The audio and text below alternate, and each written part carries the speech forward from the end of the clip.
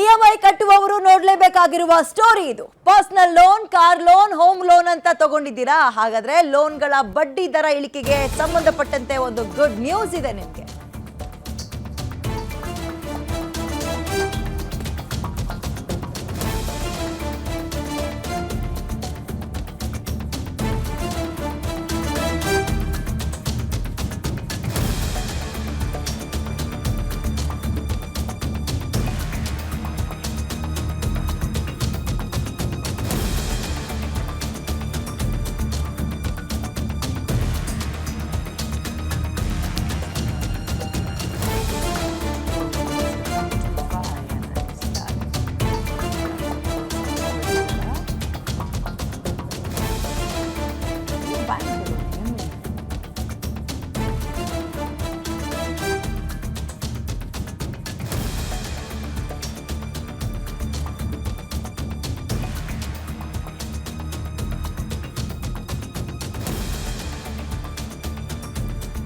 EMI ಕಟ್ಟೋರು ನೋಡ್ಲೇಬೇಕಾಗಿರುವ story ಇದು.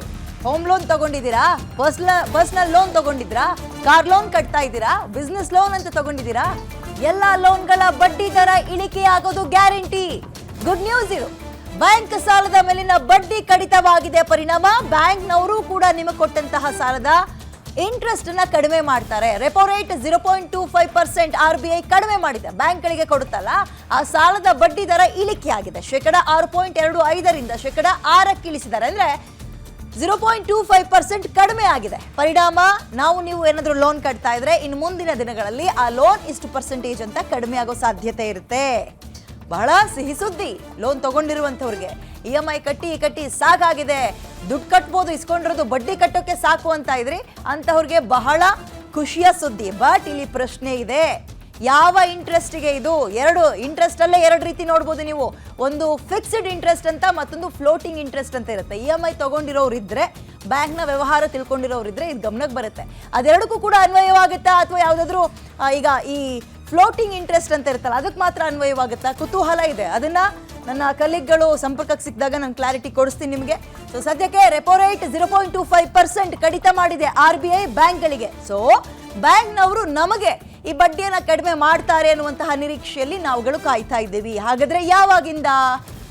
ಕಾದು ನೋಡಬೇಕು ಯಾವಾಗಿಂದ ಇದು ಅನ್ವಯ ಆಗುತ್ತೆ, ಜಾರಿಗೆ ಬರುತ್ತೆ. ಮತ್ತು ಇಂಟ್ರೆಸ್ಟ್ ಅಲ್ಲಿರುವಂತಹ ಈ 2 ಟೈಪ್ಸ್ ಅಲ್ಲಿ ಯಾರಿಗೆ ಅನ್ವಯ ಆಗುತ್ತೆ? ಇಬ್ಬರಿಗೂ ಅನ್ವಯ ಆಗುತ್ತಾ?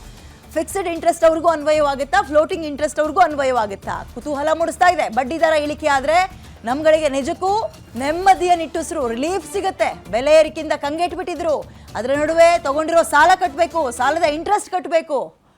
ಇದೆಲ್ಲದರ ನಡುವೆ RBI ಬ್ಯಾಂಕ್ಗೆ ಕೊಡುವಂತಹ ಹಣದ ವಿಚಾರದಲ್ಲಿ, ಬಡ್ಡಿ ವಿಚಾರದಲ್ಲಿ ಕಡಿಮೆ ಮಾಡಿದ್ದಾರೆ. ಸೊ ಬ್ಯಾಂಕ್ನವರು ಈಗ ಅದನ್ನ ನಮಗೆ ಕಡಿಮೆ ಮಾಡ್ತಾರೆ ಅನ್ನುವಂತಹ ನಿರೀಕ್ಷೆ ಇದೆ. ಯಾವಾಗ? ಒಂದು ಪ್ರಶ್ನೆ, ಎಲ್ಲರಿಗೂ ಅನ್ವಯವಾಗುತ್ತಾ? ಅಂದ್ರೆ ಈಗ ಫಿಕ್ಸ್ಡ್ ಮತ್ತು ಫ್ಲೋಟಿಂಗ್ ಅಂತ ಬರೋ ಇಂಟ್ರೆಸ್ಟಿಗೂ ಅನ್ವಯವಾಗುತ್ತಾ?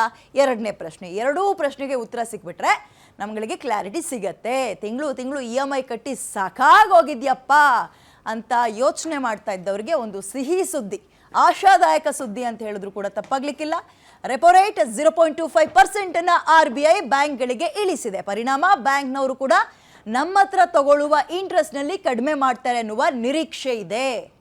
ಓಕೆ, ಮೋರ್ ಡೀಟೇಲ್ಸ್ ನನ್ನ ಕಲೀಗ ದಿಲೀಪ್ ನೀಡ್ತಾರೆ, ಡಿಜಿಟಲ್ ಎಡಿಟರ್. ದಿಲೀಪ್, ನನ್ನ ಧ್ವನಿ ಕೇಳಿಸ್ತಾ ಇದ್ರೆ ಇದು ಜನಸಾಮಾನ್ಯರಿಗೆ, ಅದರಲ್ಲೂ ಸಾಲ ತಗೊಂಡವರಿಗೆ ಬಹಳ ಸಿಹಿ ಸುದ್ದಿ, very good news. Yes, but ಇದು ಎಲ್ರಿಗೂ ಅನ್ವಯವಾಗುತ್ತಾ? ಈ 2 ಟೈಪ್ಸ್ ನಾನು ಇಷ್ಟು ತನಕ ಹೇಳ್ತದೆ, ಫ್ಲೋಟೆಡ್ ಇಂಟ್ರೆಸ್ಟ್ ಮತ್ತೆ ಫಿಕ್ಸ್ಡ್ ಇಂಟ್ರೆಸ್ಟ್ ಅಂತ, ಎಲ್ರಿಗೂ ಅನ್ವಯವಾಗುತ್ತಾ? ಆಗುತ್ತೆ ಅನ್ನೋದಾದ್ರೆ ಯಾವಾಗಿಂದ ಜಾರಿಗೆ ಬರ್ಬೋದು? ಡೀಟೇಲ್ಸ್ ಏನಿದೆ ದಿಲೀಪ್? ರೇಟ್ನ ಒಂದು ಕಮ್ಮಿ ಮಾಡುತ್ತೆ. ಅಂದರೆ ದೇಶದಲ್ಲಿ ಹಣದುಬ್ಬರ ಯಾವ ರೀತಿ ಜಾಸ್ತಿ ಆಗಿದೆ, ಕಮ್ಮಿ ಆಗಿದೆ ಅಂತ ನೋಡಿಕೊಂಡು RBI ತನ್ನ ಒಂದು ಕಮಿಟಿನ ಅದು ಸಭೆ ಸೇರಿ ರೆಪೋ ರೇಟ್ನ ಹೆಚ್ಚು ಕಮ್ಮಿ ಮಾಡುತ್ತೆ. ಈ ಬಾರಿ ಏನಾಗಿದೆ, RBI ಕನ್ಸಿಕ್ಯೂಟಿವ್ 2ನೇ ಬಾರಿ, ಅಂದರೆ ಲಾಸ್ಟ್ ಟೈಮು 6.5 ಇತ್ತು ರೆಪೋ ರೇಟು, 6.25 ಮಾಡಿತ್ತು.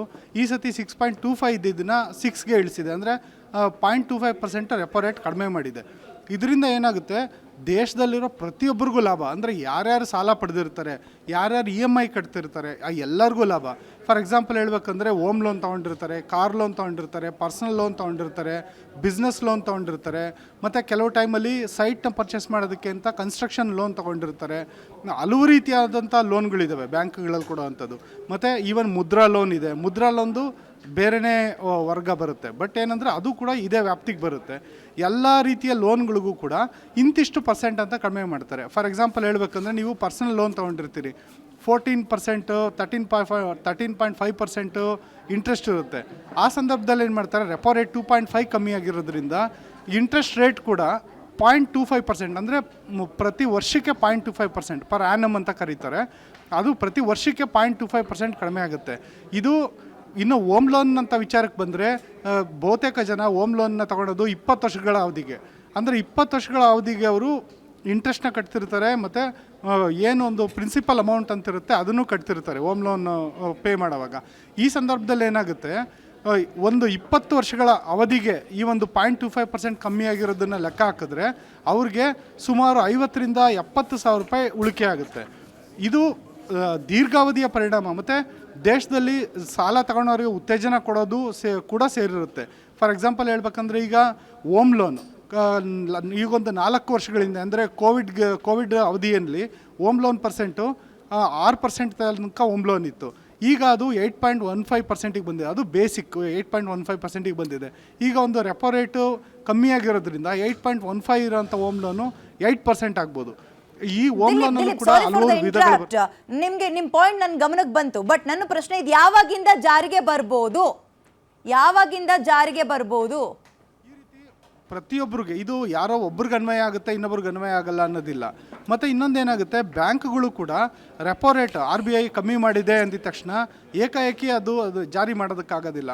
ಅವ್ರದ್ದೇ ಆದಂಥ ಕಾರ್ಯವಿಧಾನ ಇರುತ್ತೆ, ಟರ್ಮ್ಸ್ ಆ್ಯಂಡ್ ಕಂಡೀಷನ್ ಇರುತ್ತೆ. ಹಂಗಾಗಿ ಅವ್ರೇನು ಮಾಡ್ತಾರೆ, ಕೆಲವು ಸಮಯದಲ್ಲಿ ಅದು 1 ತಿಂಗಳೊಳಗಡೆ ಇಂಟ್ರೆಸ್ಟ್ ರೇಟ್ ಕಡಿಮೆ ಆಗ್ಬೋದು, ಇನ್ನೂ ಕೆಲವು ಸಮಯದಲ್ಲಿ 1.5 ತಿಂಗಳು 2 ತಿಂಗಳೊಳಗಡೆ ಕಮ್ಮಿ ಆಗ್ಬೋದು. ಇಂಥ ಸಮಯದಲ್ಲಿ ಏನು ಮಾಡ್ತಾರೆ ಬ್ಯಾಂಕ್ನವರು, ರೆಟ್ರೋಸ್ಪೆಕ್ಟಿವ್ ಎಫೆಕ್ಟ್ ಅಂತ ಹಾಕ್ತಾರೆ. ಅಂದರೆ ನಿಮಗೆ ಕಳೆದ ತಿಂಗಳು ನಾವು ಇಂಟ್ರೆಸ್ಟ್ ಜಾಸ್ತಿ ತೊಗೊಂಡಿದ್ವಿ, ಈ ತಿಂಗಳು ಅದರಲ್ಲಿ ಕಡಿತ ಮಾಡಿ ಇಂಟ್ರೆಸ್ಟ್ನ ತೊಗೊತೀವಿ ಅಂತ. ಆ ಮೂಲಕ ಜನಗಳಿಗೆ ಯಾವಾಗ RBI ರೆಪೋ ರೇಟ್ನ ಕಮ್ಮಿ ಮಾಡ್ತೋ ಆ ಅವಧಿಯಿಂದನೇ ಅನುಕೂಲ ಆಗೋ ಥರ ಆಗುತ್ತೆ. ಓಕೆ, ಧನ್ಯವಾದ ಡೀಟೇಲ್ಸ್ಗೆ. ಅತಿ ಶೀಘ್ರದಲ್ಲಿ ನಮಗೆ ನಿಮ್ಗೆಲ್ರಿಗೂ ಕೂಡ ಸಿಹಿ ಸುದ್ದಿ ಸಿಗ್ಬೋದು. ಈ ಬ್ಯಾಂಕ್ ಬಡ್ಡಿ ವಿಚಾರದಲ್ಲಿ ಯಾವುದೇ ಲೋನ್ ತೊಗೊಂಡಿರಿ ಅದು ಪರ್ಸೆಂಟೇಜ್ 0.25% ಕಡಿಮೆ ಆಗುತ್ತೆ.